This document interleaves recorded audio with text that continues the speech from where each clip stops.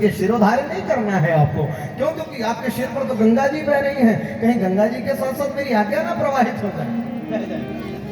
फिर क्या करें? बोले अब उर रखियो, हृदय में रखिए, पेट में रखिए ये बात। अब ध्यान से सुनिएगा, दिमाग और हृदय, दिमाग और दिल, दिल दिमाग की बात में बड़ा अंतर होता है। दिमाग से बात उतर जाती है पर दिल से बात कभी नहीं उतरती, नहीं छूटती। हाँ, जैसे किसी की पत्नी ने कहा कि जाओ जा करके जीरा, मिर्चा, धनिया, फलाना ठिकाना सब लेकर के चले आओ।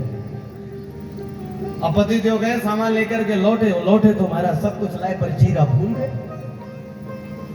अब जैसे कि जीरा भूले तो जीरा भूलते ही क्या कहेंगे? जीरा भूलने के बाद जब पत्नी कहेगी क्यों जी जीरा नहीं लाए, बोले कहते हैं क्या दिमाग से बात उतर गई पर दिल की बात कभी नहीं उतरती। कैसे नहीं उतरती? इसे ध्यान से सुनो। लोग कहते हैं जो हुआ सो भूल जाओ। अरे कैसे भूल जाओ? उसने मुझे ऐसा कहा, वो बात मेरे सीधे दिल में लगा है, मैं जीवन में भूल नहीं सकता, मेरे प्राण निकल जाएंगे, मरते मरते नहीं भूलूंगा। अच्छा, दुनिया वालों में सबसे बड़ी बुराई यही है, अच्छाई को भूल जाते हैं, वो बुराई को भूलते नहीं। कोई गाली देते ये नहीं भूलेंगे, पर जितना सम्मान किया ये भूल जाते हैं। अच्छा, दुनिया की सबसे बुरी आदत यही है कि जो याद रखना चाहिए वो याद नहीं रहता। एक श्लोक याद करने के लिए बोल दीजिए तो लोगों को याद ना हो। हाँ, अगर कोई एक पंक्ति याद करने के लिए बोल दीजिए जो सही चीज हो, उसे याद नहीं कर पाएंगे, पर गाली याद करने के लिए बोल दीजिए तो छोटे छोटे बच्चे भी 100 गाली याद कर सकते हैं आराम से। ये स्थिति है। अच्छाई याद नहीं हो सकती, बुराई सबको याद हो जाती है। दिल और दिमाग की यही स्थिति है। राम जी ने कहा कि दिल की दिमाग की बात उतर जाती है पर दिल की बात कभी नहीं छूटती। इसीलिए प्रभु अब उर राखिए, हृदय में रखिए मेरी बात और विवाह की बात। ठीक है, उर पर रखने की बात की तो प्रसन्न हो गए। राम जी वहां से प्रस्थान करते हैं। अब मैं जाऊं? बोले जाइए। राम जी प्रस्थान किए। प्रस्थान करते ही आज भोलेनाथ ने सप्तर्षियों को बुलाया और कहा जाओ जाकर के पार्वती की परीक्षा। सप्तर्षि परीक्षा लेने के लिए जैसे ही निकले तो लोगों ने कहा कि वाह भोलेनाथ वाह। दुनिया वाले कहते हैं कि आप राम के प्रति बड़ी श्रद्धा रखते हैं। श्रद्धा का यही परिणाम, जब राम जी ने कह दिया कि पार्वती से विवाह करो तो परीक्षा लेने की क्या आवश्यकता थी? राम जी ने कहा कि मेरी श्रद्धा बहुत है। भोले बाबा ने कहा कि राम के प्रति मेरी श्रद्धा बहुत है, इसमें संशय कोई नहीं है, पर परीक्षा लेने की बात किस लिए आ गई कि जो मेरे राम को बिना परीक्षा के स्वीकार नहीं किया, मैं उसे बिना परीक्षा के स्वीकार नहीं कर सकता। ये वही पार्वती है जो कभी सती के रूप में राम की परीक्षा लेने के लिए गई थी और जब परीक्षा ली तब स्वीकार की, तो मैं भी इन्हें तब स्वीकार करूंगा जब इनकी परीक्षा ली। हाँ? इष्ट के प्रति श्रद्धा यही होती है, इसी से तो कल्याण होना है। आज परीक्षा लेने के लिए सप्तर्षि गए हैं, लौट करके आए, भोलेनाथ को बताए महाराज विवाह कर।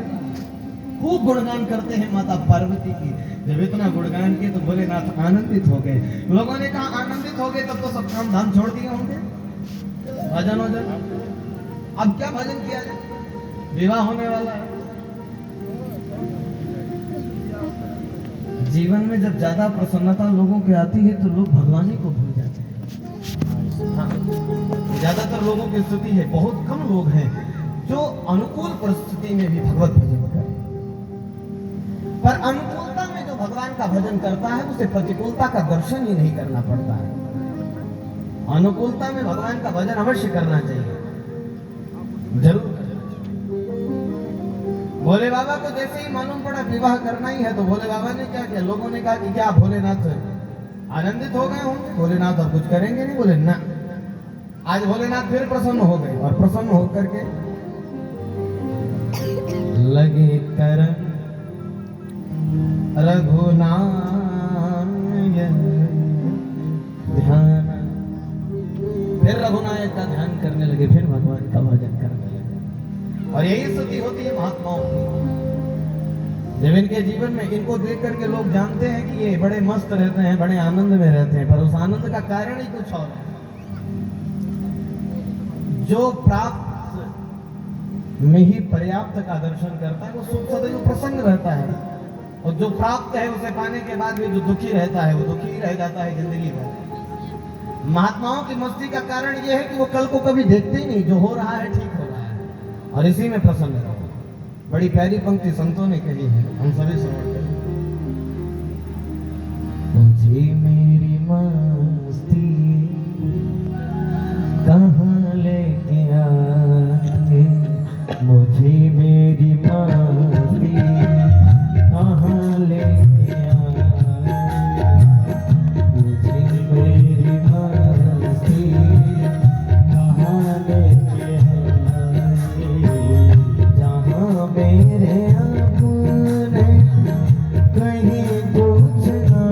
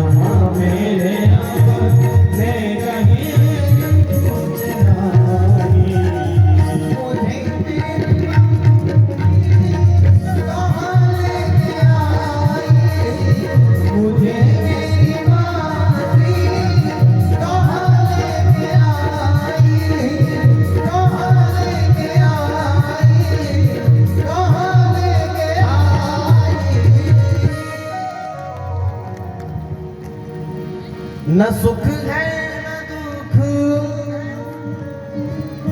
न है शोक कोई। महात्मा के जीवन में न सुख है न दुख है न कोई शोक है। किसी ने कहा ये मस्ती तो नशेड़ियों में होती है? ये कैसी मस्ती आपके अंदर आ गई? महात्मा कहते हैं ये अजब है मस्ती, अजब है ये मस्ती, पिया कुछ नहीं मुझे मेरी मस्ती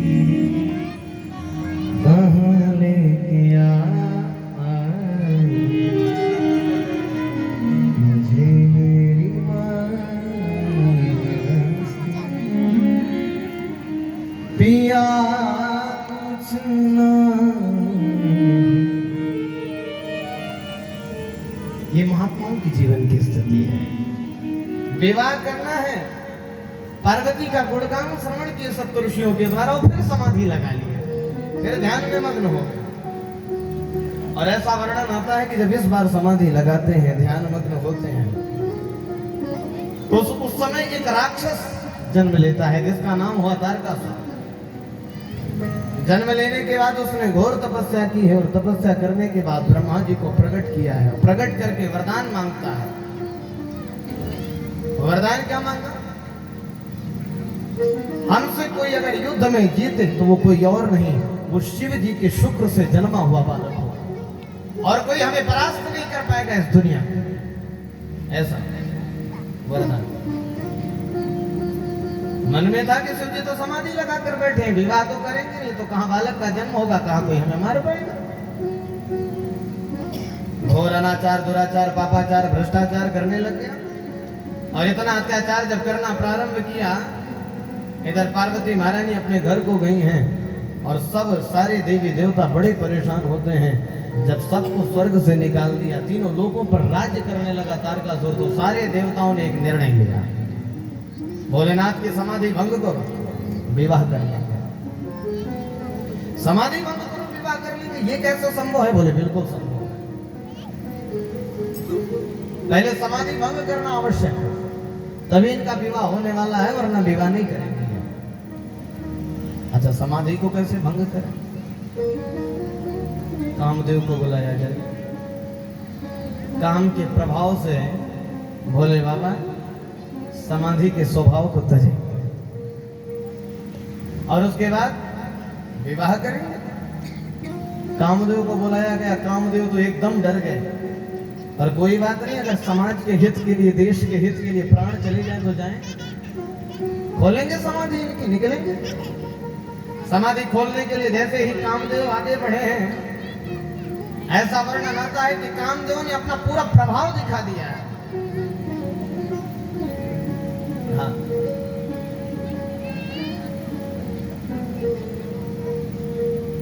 भय काम बस जोगी तापस पावरन की को कहे, देखें चराचर नारी में जय ब्रह्म में देखत रहे। अबला बिलो कही पुरुष में जग पुरुष सब अबला, कोई दंड भरि ब्रह्मांड भी काम कृत कौतुक अयम, काम कृत कौतुक अयम, काम कृत कौतुक अयम।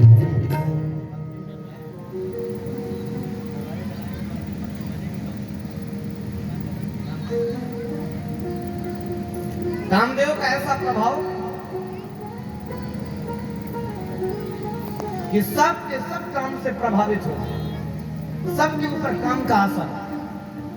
और स्थिति ऐसी हो गई कि पुरुष को हर जगह नारी दिखे, नारी को हर जगह पुरुष दिखे। इतना ज्यादा काम का प्रभाव।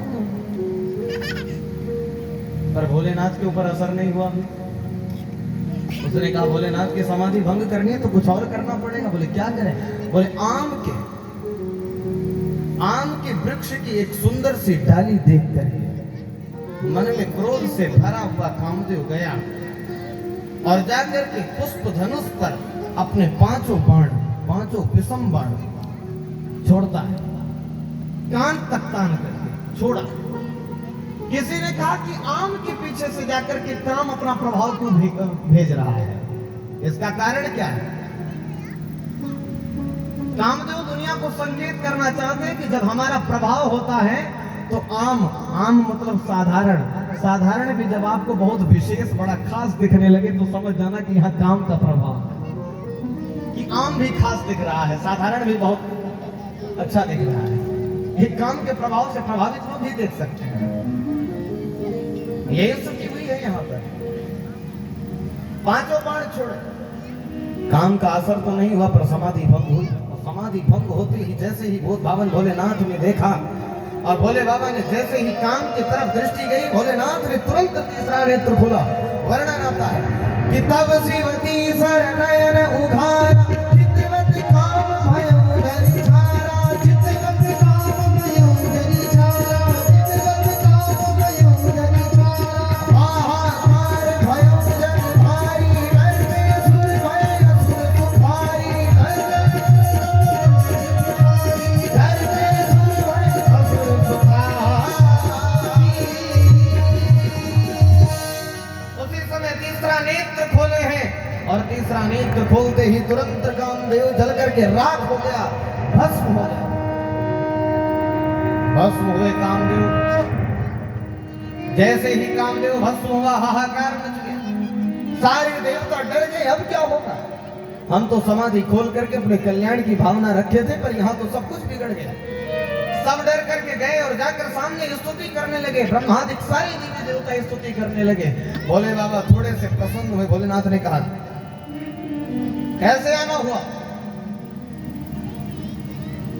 देवताओं की तो हिम्मत ही नहीं कुछ बोले। शांत, क्या बोले? कहीं टेढ़ी भ्रिकुटी की हम भी ना भस्म हो जाए। ब्रह्मा जी ने कहा, महाराज ये जितने भी देवता हैं ना, ये अपनी आंखों से आपका विवाह होते देखना चाहते हैं। भोले बाबा ने कहा, ठीक है कर लेंगे, जाओ। इधर कामदेव की पत्नी रति पहुंच गई और जाकर चरणों में गिर गई। प्रभु, आपने हमारे पति को जलाकर राख कर दिया, आपको कुछ समझ में भी आता है? अब मैं कहां जाऊं? मेरे पति कैसे मिलेंगे मुझे? बोले, तुम्हें तुम्हारे पति को प्राप्त करना है तो इंतजार करो, प्रतीक्षा करो। द्वापर युग में कृष्ण के पुत्र बनकर के आएंगे, जब भगवान का अवतार होगा तब मिलन होगा तुम्हारा, प्रद्युम्न के रूप में आएंगे। संबरासुर नाम के राक्षस के यहाँ तुम्हारे पति तुम्हें प्राप्त होंगे। और वही हुआ। देवता लोग जैसे ही श्रवण किए कि आप विवाह करेंगे तो देवता वहां से मुड़े और मुड़ते ही कानाफूसी करने लगे। एक कहता है कि अभी काम को जलाकर राख कर दिया, कहते हैं विवाह करेंगे। जब कामदेव का प्रभाव नहीं रहेगा तो विवाह क्यों करने वाले हैं? ब्रह्मा जी ने कहा कि क्या हुआ? देवताओं ने कहा, ब्रह्मा जी कुछ समझ में नहीं आ रहा है। अभी तो इन्होंने काम को जलाकर राख कर दिया, विवाह कैसे करने वाले हैं? ब्रह्मा जी ने कहा, समझ भी नहीं सकते। क्यों? क्योंकि तुम देव हो और ये महादेव है। तुम साधारण देव और ये महादेव। महादेव को समझ लो तो तुम नहीं महादेव हो जाओगे। क्या हो रहा है?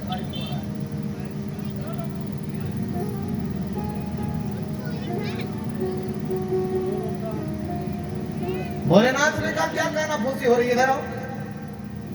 यहाँ सारे देवता गए।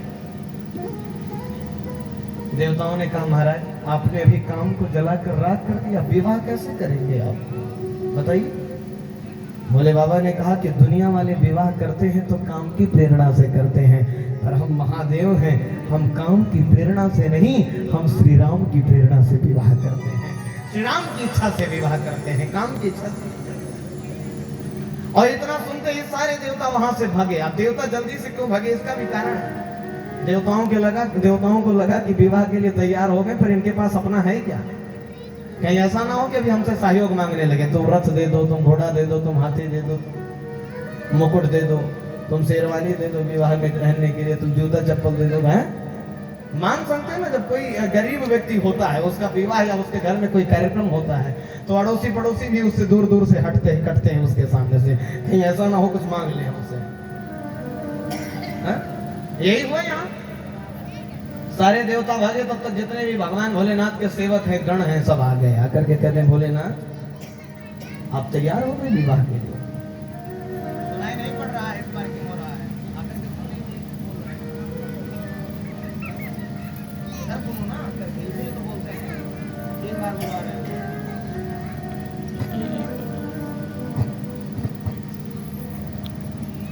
बोलिए भक्तवत्सल भगवान जय।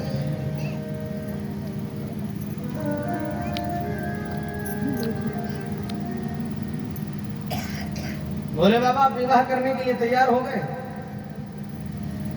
भोलेनाथ ने कहा हाँ तैयार हो गए। तो विवाह करेंगे तो आपको मालूम है बड़ी तैयारी करनी पड़ती है। क्या तैयारी करनी पड़ती है? बोले नाते रिश्तेदार सगे संबंधी आते हैं, आपके पास घर है ठहराने के लिए? बोले बाबा ने कहा ज्यादा नाते रिश्तेदार है ही नहीं, तो घर की क्या आवश्यकता है। अच्छा नाते रिश्तेदार हो तब तो घर की आवश्यकता पड़ी। जैसे किसी से कोई पूछे कि जेब में पैसे हैं, तो हमारे पास जेबें नहीं है, तो पैसे की क्या आवश्यकता है। वही स्थिति हो गई, नाते रिश्तेदार हो तब तो घर बनवाए। बोले नाते रिश्तेदार नहीं? बोले बिल्कुल नहीं है। कौन है नाते रिश्तेदार? एक ही है, नाता एक राम जी से दूजा नाता तोड़ दे। नाता एक राम जी से दूजा नाता तोड़ दे। नाता एक राम जी से दूजा नाता तोड़ दे।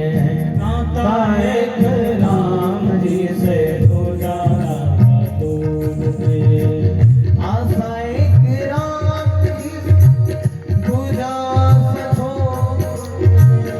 आशा एक राम जी से दूजा छोड़ दे। आशा एक राम दूजा छोड़ दे। आशा एक राम दूजा छोड़ दे। श्री राम जय राम जय राम। श्री राम जय राम जय जय राम जय राम जय जय राम।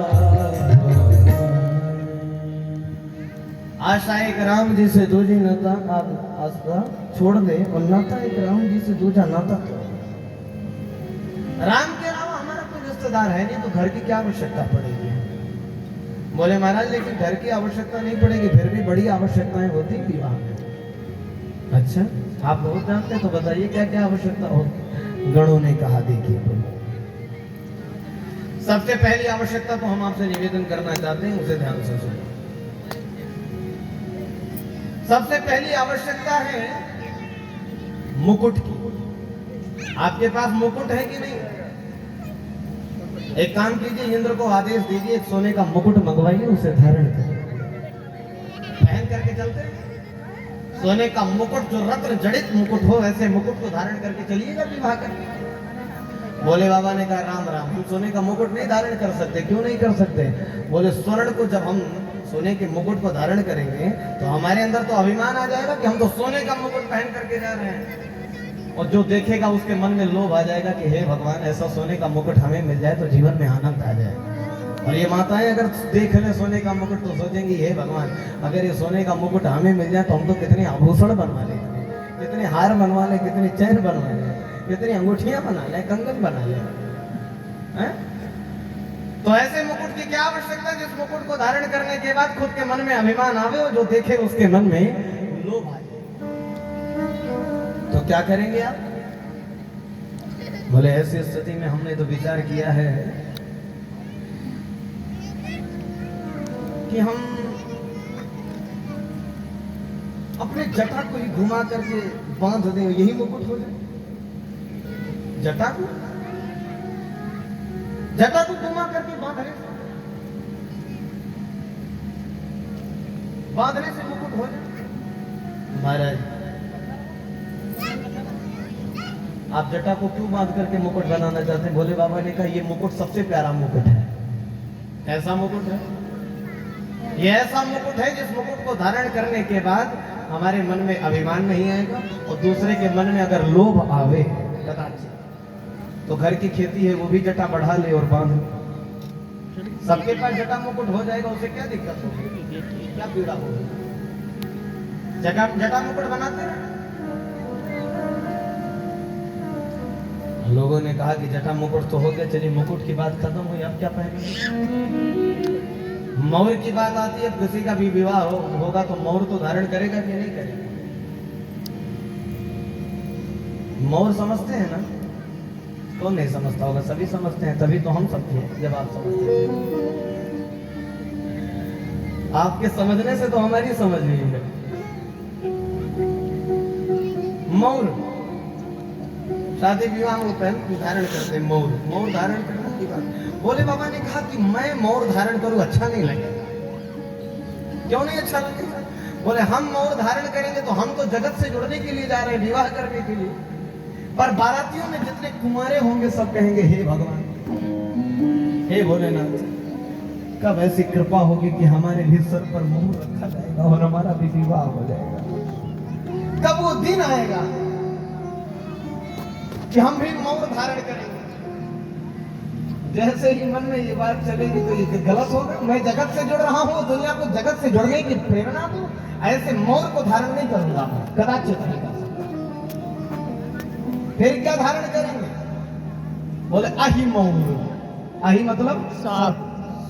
सर्प को बिठा लिए मोर बना करके। जब सर्प को बिठाए मोर बनाकर, तब क्या हो?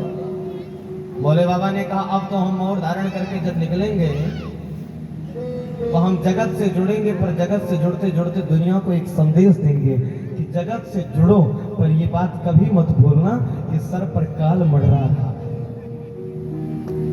ये जो सर्प है ये काल का स्वरूप है। जगत से जुड़ो, पर ये मत भूलो कि सर पर काल मंडरा रहा है।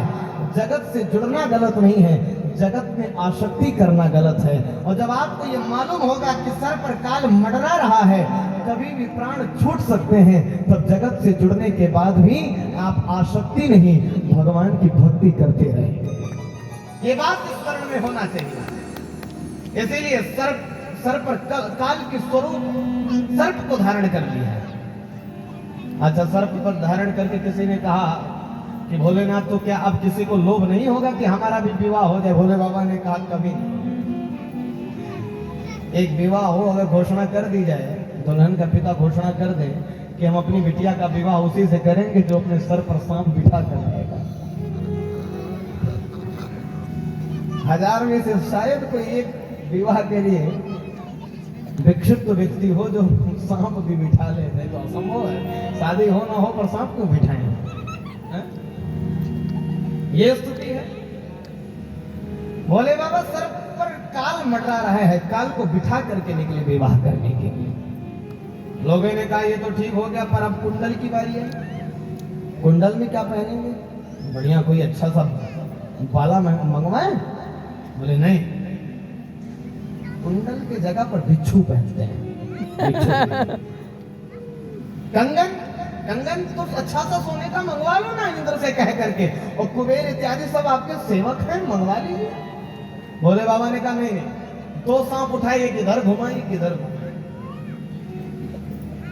कुंडल, कंगन, पहिरे प्याला, और इसको धारण करने के बाद आज तन विभूति पटके हंछाला।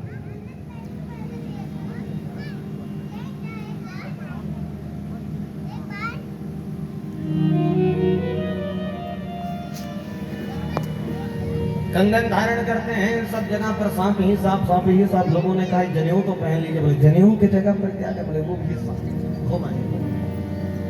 कपड़ा पहन रहे थे, बागंबर पहन रहे थे, किसी ने कहा बांधा कैसे जाए? बोले उसके लिए भी सांप ला करके उसको भी बांध करके बैठ गए।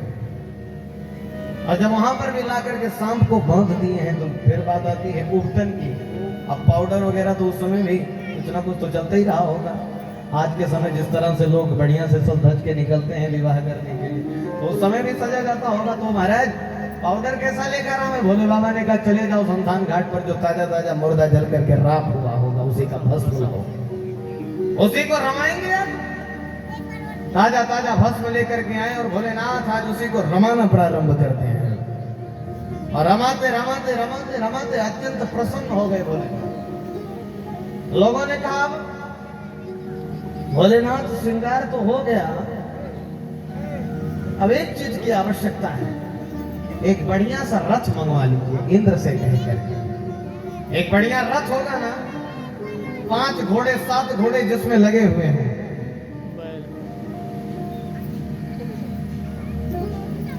ऐसा रथ अगर होगा ना प्रभु, तो उसका परिणाम क्या होगा?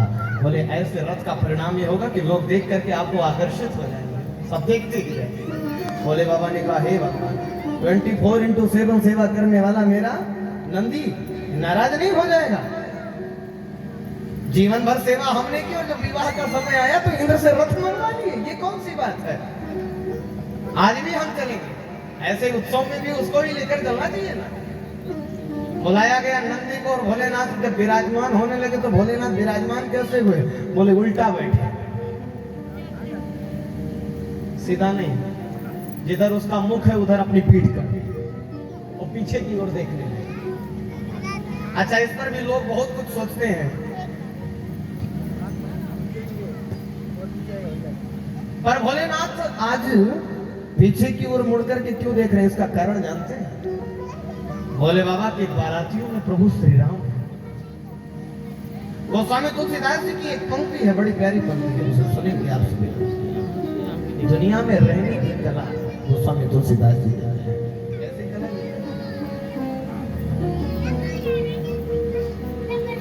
जगते रहो 36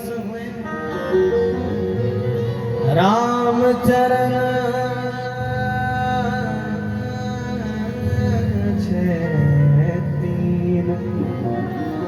तुलसी देख विचार ही यह है मतो प्रभु। दुनिया में रहिए तो 36 होकर के रहिए। 36 मतलब समझ रहे हैं कि नहीं? दुनिया से 36 का आंकड़ा होना चाहिए। 36 का आंकड़ा लोग कह तो देते हैं, पर कई लोग इसको नहीं जानते। आज के नए लड़के तो बिल्कुल 36 के आंकड़ा का सही अर्थ नहीं जानते होंगे कि कैसे 36 का आंकड़ा होता है। जो 3 और 6 पढ़ने वाले लोग हैं वो कैसे जाने 3 और 6 36 का आंकड़ा। जब हिंदी में 3 और 6 लिखा जाता था तो 3 और 6 एक दूसरे को पीठ दिखाते थे। ये 36 का आंकड़ा है। बोलते हैं भैया उसका तो एकदम 36 का आंकड़ा है, मतलब वो एक दूसरे के सामने कभी नहीं रहना चाहते। और राम चरण 6-3, राम के चरणों से 6 और 3 63 का आंकड़ा होना चाहिए। 6 लिखिए और 3 लिखिए, एक दूसरे के सम्मुख होता है। भगवान भोलेनाथ ने विचार किया कि दुनिया वाले बुरा माने तो माने, पर हम राम को विमुख नहीं कर सकते, हम राम के सन्मुख ही रहेंगे, इसीलिए उल्टा बैठा। और उल्टा बैठे तो तक पहुंच गए प्रभु श्री राम और सारे वे देवी देवता। बारातियों में सारे देवता पहुंचे और जब भोलेनाथ की ये स्थिति देखे तो राम जी तो परेशान हो गए। हे भगवान, दूसरे देश में जाकर के जग हसाई कराने का कार्य करेंगे, क्या करें? राम जी ने कहा साथ जाएंगे ही। राम जी कहते हैं विष्णु बचन। विष्णु ने क्या कहा? बर अनुहार बरात ना भाई, हंसी करे हम पर पोर हंसी करे हम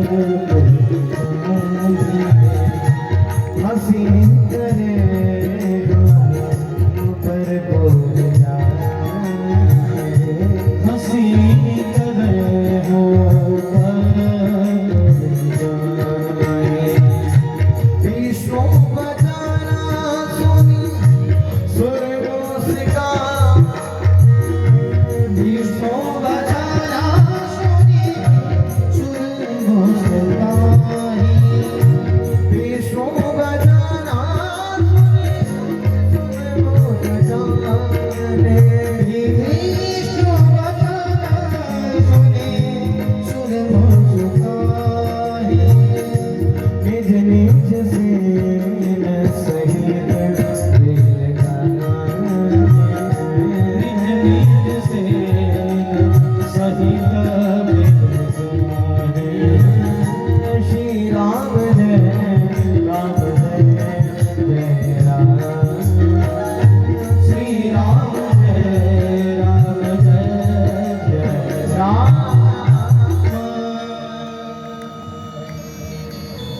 अनुहारी बारात न भाई। उल्टा बोलते हैं आज भगवान विष्णु। उल्टा क्या बोलते हैं? ए भैया बारातियों, ध्यान से सुनो, दुल्हो दूल्हे के सामने तुम कोई बाराती लग रहे हो। एक बार देखो दूल्हे को, जाने लायक हो बना इनके साथ। नहीं, उसके अनुसार लग रहे हो। तुम्हारी सौंदर्यता या तुम्हारा श्रृंगार कहीं से भी इनके बराबर है तो साथ में जाओगे। हंसी कर रहे हो ऊपर ऊपर जाई, दूसरे राज्य में जाकर, दूसरे देश में जाकर, दूसरे नगरी में जाकर के हंसी कराओगे, जब हंसाई कराना चाहते हो। हाँ? फिर क्या करें? बोले महाराज,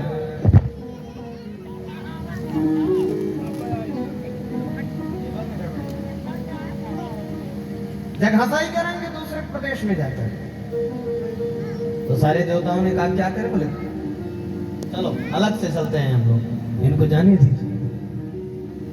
अच्छा, ऐसी स्तुति होने के बाद भी भोलेनाथ नाराज नहीं हुए। प्रसन्नानंदं नीलकंठं दयालम, यही तो भोलेनाथ है। जब भूत वामन भोलेनाथ के श्री चरणों में पहुंचिए, भोलेनाथ की पूजा अर्चना कीजिए, तो एक बात ध्यान में रखिए, भोलेनाथ को जीवन में धारण करने का प्रयास कीजिए। विपरीत परिस्थिति में भी जो प्रसन्न रहता है और भगवत भजन में जिसका मन लगा रहता है, वही तो भोलेनाथ का सच्चा भक्त हो सकता है, वरना भोलेनाथ का भक्त नहीं कहलाया जा सकता। हमेशा एक जैसा रहे, अनुकूलता प्रतिकूलता में सदैव, वही भूत वामन भोलेनाथ का भक्त है।